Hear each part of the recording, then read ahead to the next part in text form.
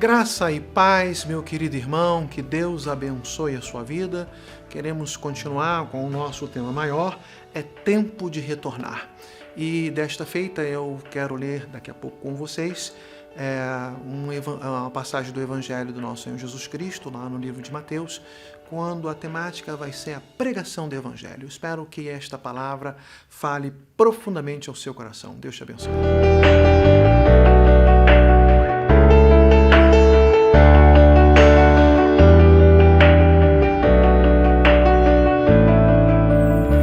Bem, querido irmão, eu gostaria de ler então, como eu disse, Mateus capítulo 28, 19 e 20, quando o Senhor Jesus Cristo, antes de ir para o céu, assunto aos céus, ele disse: portanto, vão e façam discípulos de todas as nações, batizando-os em nome do Pai, do Filho e do Espírito Santo, ensinando-os a obedecer a tudo que eu lhes ordenei, e eu estarei sempre com vocês até o fim dos séculos.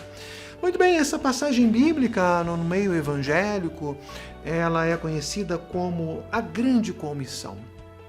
Muitos conhecem, já ouviram falar, outros nem tanto. Alguns já ouviram falar, mas nunca cumpriram, negligenciaram, não se deram conta de que isto é uma grande ordem do Senhor Jesus Cristo.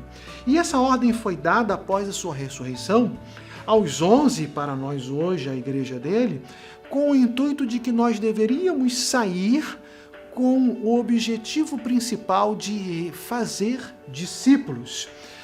Precisamos compreender bem o que se trata a Grande Comissão, porque por mais que Mateus seja a mais lembrada, a mais citada, todos os outros evangelhos também têm a sua grande comissão. Por exemplo, a ênfase de Marcos na grande comissão, ela é dada na pregação, quando em Marcos capítulo 16, versículo 15, Marcos diz assim: vão pelo mundo e preguem o evangelho a todas as pessoas.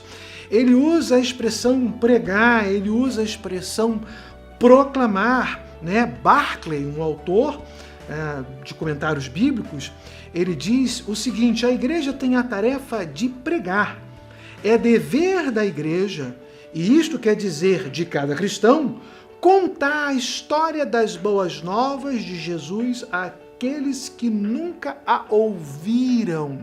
Então, enquanto a ênfase que Mateus dá é fazer discípulos, a ênfase que Marcos então acaba por dar é da pregação do Evangelho. Nós precisamos pregar o Evangelho, mas quando nós entramos no Evangelho de Lucas, nós vemos que ele também tem a sua grande comissão, mas com uma ênfase um tanto quanto diferente na sua expressão, mas ela acaba complementando as outras.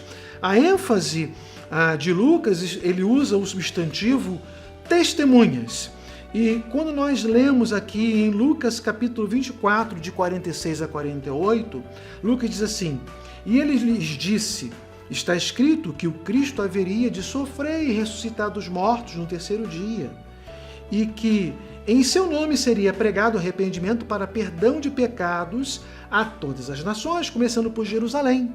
Vocês são testemunhas destas coisas. É aquele que precisava prestar testemunha, ou testemunho, melhor dizendo, dar prova ou evidência daquilo que ele vivenciou. E no nosso caso, nós experimentamos uma vida transformada, vivíamos a passos largos nas trevas e em direção ao inferno, mas pela graça de Jesus Cristo, nós fomos alcançados pelo seu sangue redentor e hoje nós somos uma nova criatura. E então vivenciamos isso, somos testemunhas disso nas nossas vidas. Precisamos dar o nosso testemunho pessoal, o testemunho de que a nossa vida foi alcançada e transformada pelo poder de Jesus Cristo. Nesse tempo de retornar, precisamos vir à igreja, adorar o Senhor, cultuá-lo em espírito e em verdade.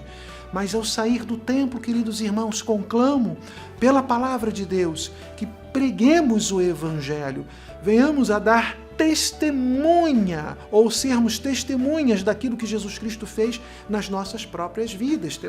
Precisamos evidenciar isso. Mas quando nós olhamos para João já dá uma outra ênfase na sua grande comissão. E ele usa a palavra envio. E quando nós lemos lá em João capítulo 20, versículo 21, nós lemos da seguinte forma: novamente Jesus disse, Pai seja com vocês. Assim como o Pai me enviou, eu os envio.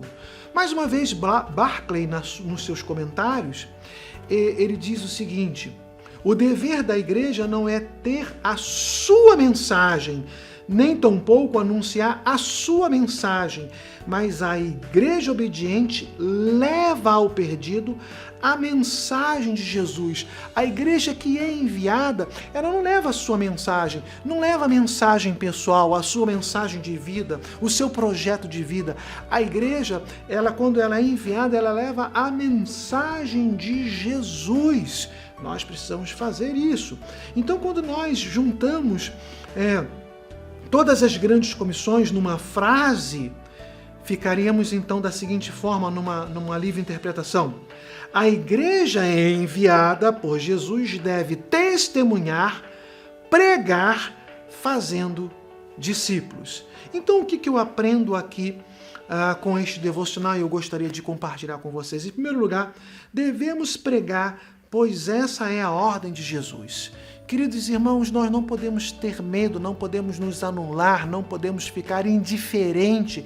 Precisamos pregar a tempo e a fora de tempo. Satanás não brinca em serviço, Satanás continua fazendo com que as pessoas se envolvam cada vez mais com o pecado, nas drogas, na imoralidade, neste mundo, na mentira, na corrupção, no adultério, enfim, longe dos caminhos de Deus. A igreja precisa ser enviada, e ela já foi por Jesus, e pregar esse evangelho. Mas devemos pregar, em primeiro lugar, porque esta é a ordem de Jesus, mas em segundo lugar, pregar às pessoas perdidas. As pessoas estão no mundo, as pessoas vão para o inferno se elas não ouvirem de Jesus. Elas precisam ouvir, e é tarefa minha, e é tarefa sua, realizarmos esta grande obra, um grande privilégio da pregação do evangelho, como os evangelistas nos estimularam, né? Um falando sobre fazer discípulos, outro falando sobre proclamar, outro falando sobre testemunhar, outro falando sobre ser enviado a fazer, e assim devemos realizar a obra de Jesus. E em terceiro lugar, devemos pregar porque temos como mola propulsora o amor, como Cristo nos amou e amou todos neste mundo. Mas eles precisam se arrepender dos seus pecados para que possam então ter direito a entrar no céu. Que Deus possa abençoar a sua vida, que Deus possa abençoar a sua semana e que possamos, neste momento de retornar, pregar o Evangelho a tempo e a fora de tempo. Deixa eu orar pela sua vida. Senhor, nos abençoe, que o Senhor possa nos guardar, que possamos estar sempre inspirados na pregação do Evangelho, aproveitando todas as oportunidades. Assim eu oro em nome de Jesus. Amém. Que Deus nos abençoe.